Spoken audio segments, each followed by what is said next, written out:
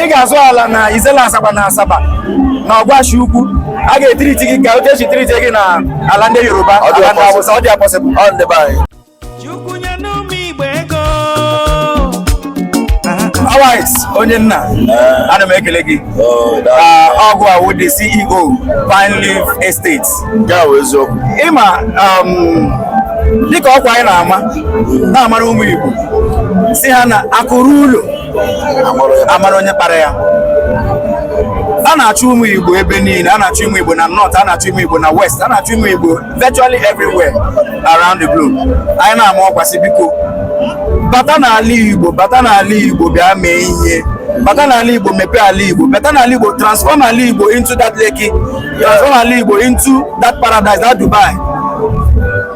Gị pụta gị wụ bishọp ị pụtara nye anyị Pine Leaf biko kọwara ihe na Pine Leaf ka ụmụ Igbo nọ na diaspora ma ndị nọ at home mana ihe a na-akọ. Pine Leaf bụ company na-afụ maka ala na-ere na mpaghara Southern East Nigeria, karịchaa na Southern Nigeria ma karịchaa na South East. Ọ karịsịrị na South East, South East isi Anambra, Enugu, Imo, Ebonyi na Abia. So ugbu anyị nọ na Anambra, anyị nọ na Enugu, anyị na-akwado ịba Imo. So January anyị na-aba kịta, anyị unveil Imo, unveil Abia, unveil Ebonyi, which is getting aside airport Ebonyi. So anyị abatago na the whole South East.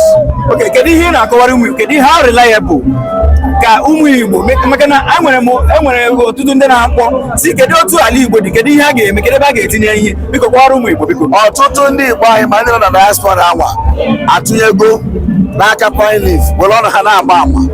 Anyị bụ Pine Leaf ama mme ka ihere ekpe onye Igbo ọbụla ya kpata anụ. Ọ bụrụ na unu tinye ihe n'aka ndị Pine Leaf ị ga-adị happy imeri ya.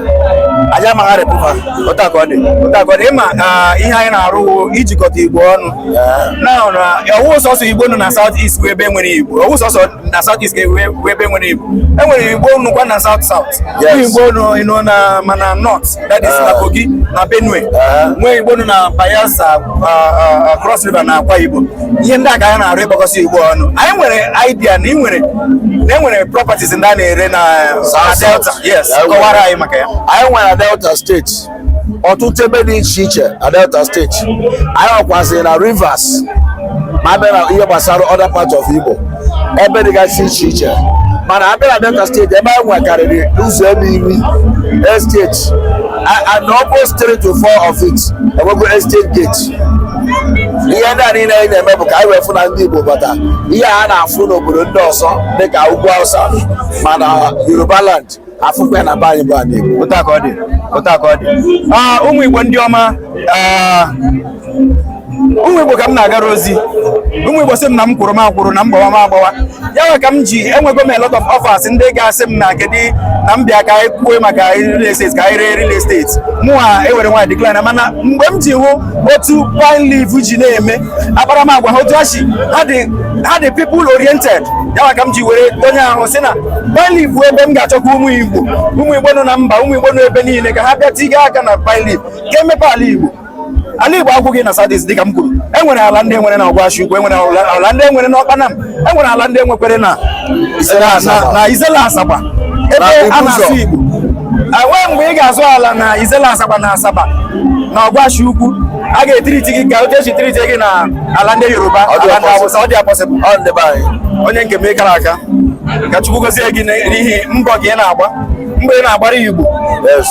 Chukwu Igbo ga-akwụ gị ụgwọ otu iji si dat na ụmụ Igbo niile ga-enwecha ala gị dị ihe a na-akpọ cheap, ọ dị affordable, onye ọbụla ga-enwe ala nwee ego. O nwere ma nke 600, imagine ma nke 500. ị na-anụ ya enwechari nwe nke dị ofisenta kịta nọ na 400. So achọrọ na pụta ka ọ dị njọ ebe na-eme local place. Ụmụ Igbo na-ejire ntị unu gere from the horse's mouth. Anyị ga m na-ekwu ama Chukwu Emeka dị Unified Igbos now proponent ana m arịọ si biko gbadatanụ na ala Igbo, gbadatanụ na Pine Leaf Estate ka anyị mee ya ka ọ were ife udo.